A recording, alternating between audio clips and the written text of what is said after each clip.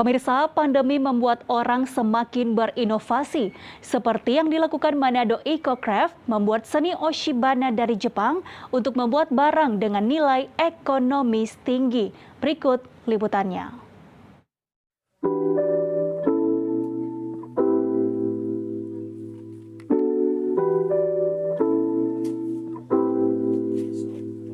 Pandemi COVID-19 yang berkepanjangan membuat para pelaku usaha mikro kecil dan menengah gigit jari.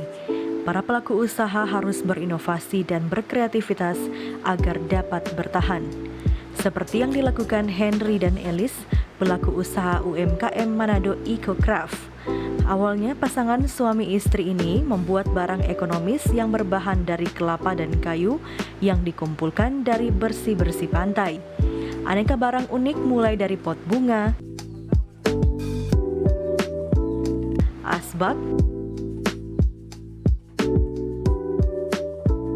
hingga gelas yang terbuat dari tempurung kelapa. Namun keduanya harus berkreasi di tengah pandemi yang berkepanjangan ini dan akhirnya mencetus ide untuk membuat seni Oshibana yang terbuat dari bahan-bahan di sekitar rumah. Dengan tangan dinginnya, Elis mengambil beberapa daun sirsak dan sejumlah bunga serta alang-alang yang dikeringkan selama sebulan dengan menggunakan buku yang ditumpuk.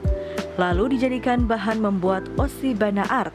Setelah dipasarkan, seni unik ini banyak peminatnya.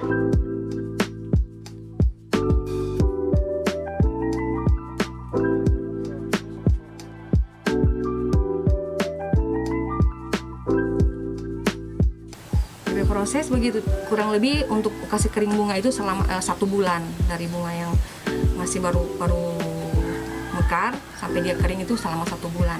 Tapi ada juga sama dengan daun sama dengan ini itu dia cuman perendaman selama 2 minggu. Setelah dia direndam 2 minggu terus kita bersihkan, jadi DP istilah skeleton, daun skeleton, jadi daun tulang daun sama dengan ini. Itu dari daun-daun sih yang ada di sekitar kita. Tapi yang paling bagus inilah daun sirsak yang kita pakai ini. Para peminatnya pun beragam, mulai dari warga lokal, yakni warga kota Manado, yang dipesan untuk hadiah, dan bahkan pemesan Oshibana art ini ada yang berasal dari luar negeri.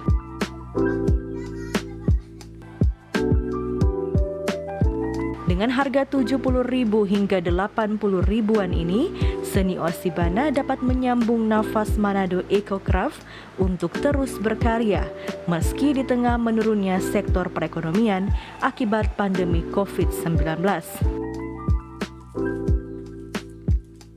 Nah, bagaimana pemirsa? Membuat kreativitas dan berinovasi di tengah pandemi sudah dilakukan para pelaku UMKM agar dapat terus bertahan. Bagaimana denganmu? Eka Putra melaporkan untuk Kawanua TV.